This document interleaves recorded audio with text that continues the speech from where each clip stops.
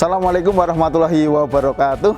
Jumpa lagi bersama Pak Mario dalam pembahasan kali ini tentang indeks dan inflasi. Nah, fokusnya hari ini tentang inflasi karena indeks kemarin kita sudah membahasnya.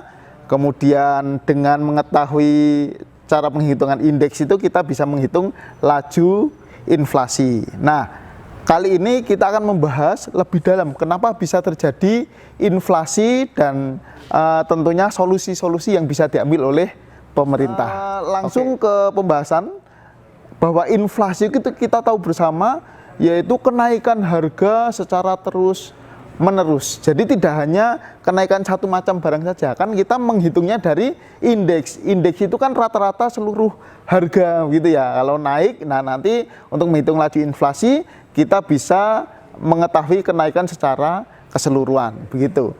Nah, kemudian untuk penyebab terjadinya inflasi itu kalau Pak Mario meringkasnya jadi tiga gitu ya, jadi tiga.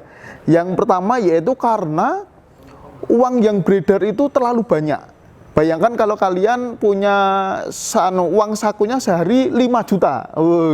Kira-kira kalau uang saku sehari 5 juta, es teh harganya berapa? Bisa jadi 2 juta. Mahal sekali. Iya, karena uang yang beredar banyak sekali. Begitu. Nah, kemudian yang kedua, kenapa harga-harga bisa naik? Misalnya, kalau harga kedelai naik, kira-kira harga tempe naik apa enggak? Ya, betul, naik. Misalnya pas lebaran, harga daging sapi naik. Kira-kira harga bakso naik apa enggak? Naik juga gitu. Nah, yang kedua yaitu kenaikannya karena biaya produksinya itu bahan bakunya, tenaga kerja kan, biaya overhead pabrik atau tambahannya pendukungnya itu naik. Intinya biaya produksinya kalau naik berarti harga itu kemungkinan bisa naik juga, maka akan terjadi inflasi gitu ya. Sudah ada dua.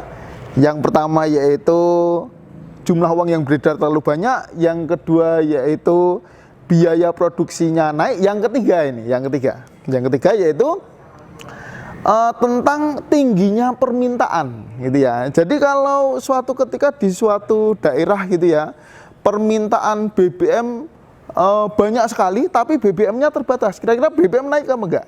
Ya naik. Begitu juga dengan barang-barang yang lainnya. Intinya kalau permintaan banyak tapi jumlah barangnya terbatas, maka akan terjadi kenaikan harga. Oke. Pindah tempat berarti solusinya. Nah, solusinya kalau ada tiga penyebab berarti ada tiga masing-masing ada solusinya. Solusi yang pertama yang dilakukan oleh pemerintah yaitu dengan kebijakan moneter. Kebijakan moneter itu nanti fokusnya BI yang mengatur. Jadi BI yang mengatur itu yang pertama dengan kebijakan diskonto, yaitu menaikkan tingkat suku bunga. Kalau ini untuk mengatasi jumlah uang yang beredar gitu ya, jumlah uang yang beredar. Kalau jumlah uang yang beredar banyak sekali, cara supaya beredarnya tidak banyak, yaitu dikurangi dengan cara menaikkan tingkat suku bunga. Kalau suku bunganya naik, berarti masyarakat tidak berani pinjam uang. Kalau suku bunganya tinggi, berarti masyarakat kecenderungan pengen nabungnya tinggi. Nah, jumlah uang yang beredar berkurang. Yang kedua, kebijakan moneter selanjutnya yaitu cash ratio, yaitu cadangan kas di banknya ditambah, ditingkatkan, dinaikkan. Yang sebelumnya yang boleh dipinjamkan 80% misalnya, ketika terjadi inflasi yang dipinjamkan misalnya cuma 30%, yang 70% harus jadi kas di bank. Kemudian yang selanjutnya yaitu dengan penerapan uang ketat. Kalau pinjam tanda kutipnya dipersulit. Ada 5C ya, ini diterapkan semuanya.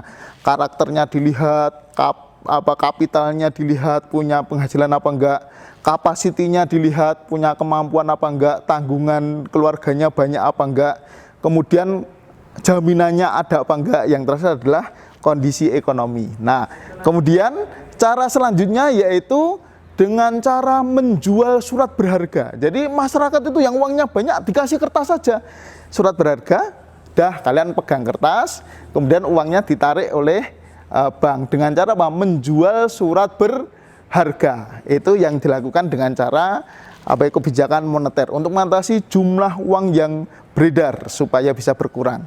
Yang kedua yaitu solusinya dengan kebijakan fiskal. Kalau kebijakan fiskal itu intinya ada dua hal, yaitu menaikkan pajak dan yang kedua mengurangi pengeluaran pemerintah, gitu ya. Jadi kalau pengeluaran pemerintah itu ketika mau bangun di stop dulu. Nah, otomatis uang yang beredar di masyarakat akan terhenti karena apa? Tidak mengeluarkan untuk pembangunan. Dan yang terakhir yaitu dengan kebijakan non fiskal non moneter. Non fiskal non moneter ini ada 3 cara juga, yaitu kebijakan upah, kebijakan pengawasan harga, dan satu lagi yaitu kebijakan produksi, gitu ya. Jadi kebijakan upah nanti ada UMR, kebijakan pengawasan harga dengan harga tertinggi, misalnya harga BBM tertinggi 10.000. Nah, itu supaya tidak naik terus. Yang terakhir tadi apa? Kebijakan tentang pengawasan harga sudah ya, tentang produksi, yaitu supaya jumlah barang yang ada di masyarakat tetap banyak, maka ada subsidi misalnya. Nah, itu gambaran pelajaran hari ini tentang